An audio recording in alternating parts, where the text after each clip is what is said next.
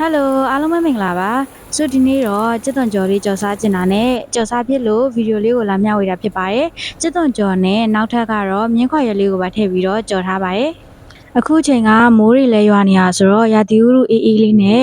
ကျက်သွန်ကျော်လေးကိုမနှက်စာလေးပဲကြော်စားစားနေခင်မှာအစာပြေပဲကြော်စားစားအရန်အောင်စားလို့ကောင်းပါရဲ့စုကြော်မဲ့ကျက်သွန်ကြော်နီးလေးရဆိုရင်လည်းအရန်ကိုလွယ်ကူလို့ရှင်းပြီးတော့မြန်လဲမြန်ဆန်ပါရဲ့နော်ဒီဒါဆိုလို့ရှိရင်တော့ဆုနဲ့တူတူဗီဒီယိုလေးကိုအဆုံးထိလိုက်ကြည့်ပေးပါအောင်ရှင်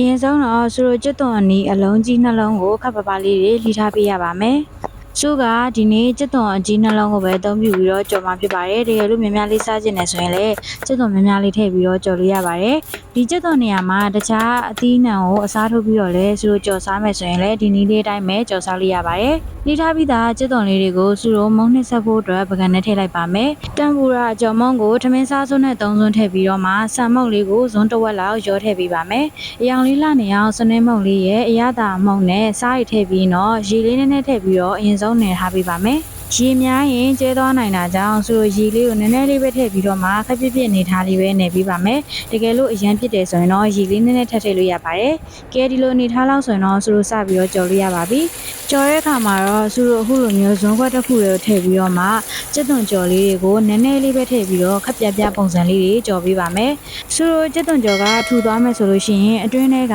မကျွတ်တော့ဘဲနဲ့ခဏလေးနဲ့ပျော့သွားတာမျိုးဖြစ်တတ်ပါတယ်။နှစ်ဖက်စလုံးအညီများကျက်သွားပြီးကျွတ်သွားပြီးဆိုရင်တော့ဒါလေးတွေအကုန်လုံးကိုဆူရိုဆယ်ထုတ်ထားပေးလိုက်ပါမယ်။ပြီးရင်တော့ဆူရိုမြင်းခွာရဲနဲ့ကြော်ဖို့ရအတွက်ကျက်သွန်နီးနောက်ထပ်နှလုံးကိုခပ်ပပလေးလှီထားပေးလိုက်ပါမယ်။မြင်းခွာရဲလေးတွေကိုလည်းတခါရဲဆူရိုခပ်ပပလေးလှီထားပေးပါရဲ့။မြင်းခွာရဲနေရာမှာကစွန်းရက်တို့ရဲယူရက်တို့ကိုလည်းထည့်ပြီးတော့ကြော်စားလို့ရပါရဲ့။အရန်ကိုစားလို့ကောင်းပါရဲ့။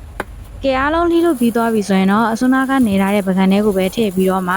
တမ်ပူရာမုံ3စွန်းရဲ့ဆန်မုံဇွန်းတစ်ဝက်ရဲ့အယောင်လေးလာနေအောင်စနွင်းမုံရဲ့အရသာမုံတို့စားလို့ထည့်ပြီးတော့မှရီလေးနည်းနည်းနဲ့အစွန်းနာကအတိုင်းပဲပြန်နေတာပေးပါမယ်အချိုးစားကတော့အတူတူပါပဲเนาะတကယ်လို့ကြက်သွန်တို့မြင်းခွာရွက်တို့ကများတယ်ဆိုရင်တော့သူတို့အမုံလေးတွေကိုပို့ပြီးတော့ထည့်ထားပေးရပါမယ်ကဲစုတို့ရေထည့်ပြီးတော့ခိုက်ပြစ်ပြစ်လေးနဲ့ထားလို့ပြီးပြီဆိုရင်တော့စပြီးတော့ကြော်ထားပေးပါမယ်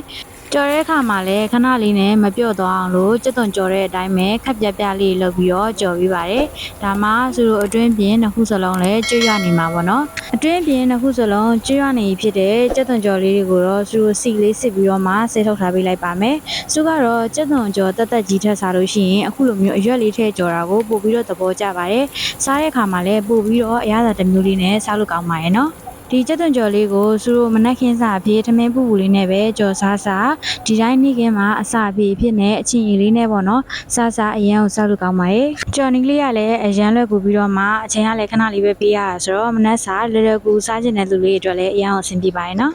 ကဲဒါဆိုလို့ရှိရင်တော့သူတို့ကျက်သွန်ကြော်တာလေးကတော့ပြီးသွားပြီပဲဖြစ်ပါရဲ့အရန်ကိုစားချင်စရာကောင်းနေပေါ့နော်စားကြပါအောင်အရသာလေးကလည်းကောင်းပြီးတော့အတွင်းပြင်လေးကလည်းကျွတ်ကျွတ်လေးနဲ့ဆိုတော့စားရတာအရန်ကိုစားလို့ကောင်းပါရဲ့အခုလိုမျိုးပဲဆေးရစုကိချန် channel ကနေပြီးတော့လွယ်ကူရိုးရှင်းတဲ့ဟင်းချက်နီးလေးတွေမုံလုံးနီးလေးတွေကိုစတိုက်တင်ပေးနေမှာဖြစ်လို့ဆေးရစုကိချန် channel လေးကိုလည်း subscribe လုပ်ပြီးတော့အားပေးခဲ့ပါအောင်ရှင်ဗီဒီယိုအသစ်လေးတင်တိုင်းသိရဖို့အတွက်ဗီဒီယိုက notification ခေါင်းလောင်းလေးကိုလည်းနှိပ်ခဲ့ဖို့မမေ့နဲ့အောင်နော်ဆေးရဗီဒီယိုလေးကိုအဆုံးထိကြည့်ရှုပေးလို့အထူးပဲကျေးဇူးတင်ပါတယ်နောက်ထပ်ဗီဒီယိုမှာပြန်လည်ဆုံတွေ့ကြပါမယ်ကျေးဇူးပါ